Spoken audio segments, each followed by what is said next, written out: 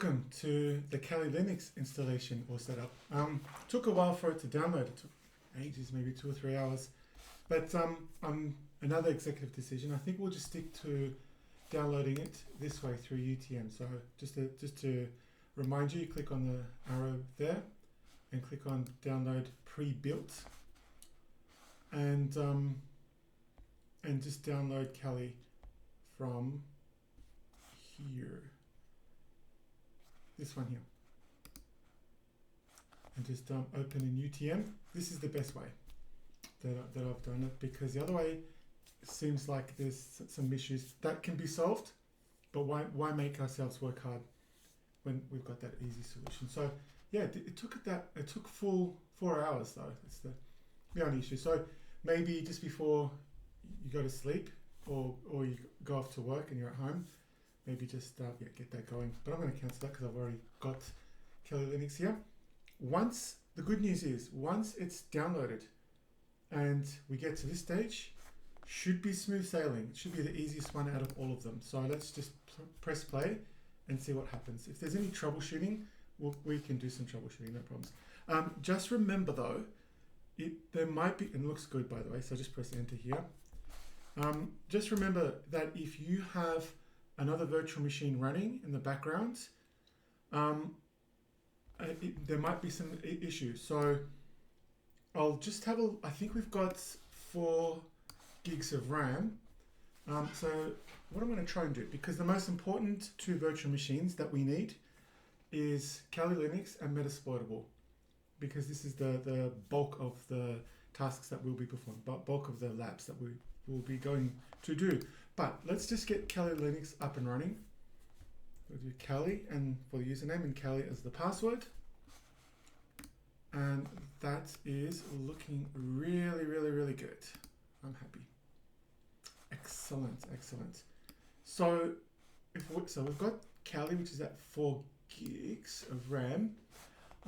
Let's check Metasploitable. We need to run this one. So I've got 8 gig on my MacBook Air. I'll just show you now up here about this Mac.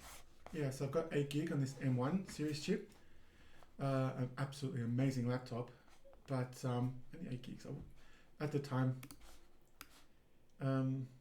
I wish I have got one with a little bit more, but anyway, a little bit more RAM.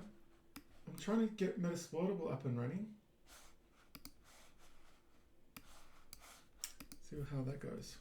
Yep, looks good. That looks really good. So I'm just going to do just a really quick sudo power off. What I want to do is I want to load it again, because when you load an operating system, it uses a lot of RAM, pushes the RAM really hard. So I just want to see how this works out. So let's just do a quick test, but looking good. I think our lab is now complete.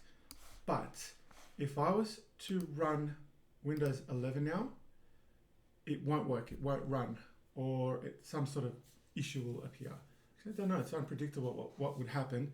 My prediction would be that Windows 11 virtual machine just wouldn't run, just nothing would happen. But that's the best case scenario. Worst case scenario, that your MacBook will crash. So I've got I've got Kali Linux running, and I've got Metasploitable that it's just about to run. Let's see how it works. This is the test.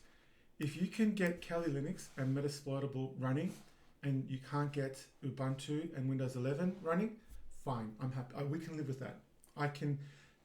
That'll be enough for you to get the great majority of the labs that we have, and especially for the pen testing labs. Windows 11 is a nice to have. We're going to learn a bit about identity access management, but we're going to learn that on AWS anyway. I just wanted to incorporate that because I want to replicate a real world scenario. Because in the real world, Windows is still dominant. Ubuntu, I want to get Ubuntu into this lab as well, because it's good to have a Linux desktop to mess around with. So, Kali Linux and Metasploitable, if you have them running at the same time, looking good on a 8 gigabyte machine, 8 gigabyte RAM machine. So MSF admin, that's the password for Metasploitable, Fantastic. Okay, so that's a really nice, quick, fast episode. We are done. The lab, we've got all the virtual machines downloaded, installed. It was an epic journey. We got there in the end, but we haven't finished. In the next section, in step 5, I think, let's have a look. These documents, you will have these documents anyway. We'll find a way of getting them to you, but let's have a look. So we've got, I've lost track of the lab guides, how many steps there are. Yeah, so that's step 5 that we're going to do next. We're going to do some networking. We're going to make sure that these virtual machines can connect to each other.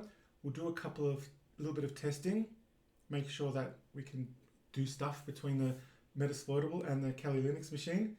And then I'll show you that power off commands that I just did really quickly. But thank you for watching. Well, we got there. We set the lab up. It's operational. It's working. Let's just do this final task of networking, okay, and testing and making sure that we can turn the system off. Thank you for watching this series. I'm looking forward to going through step 5. See you shortly.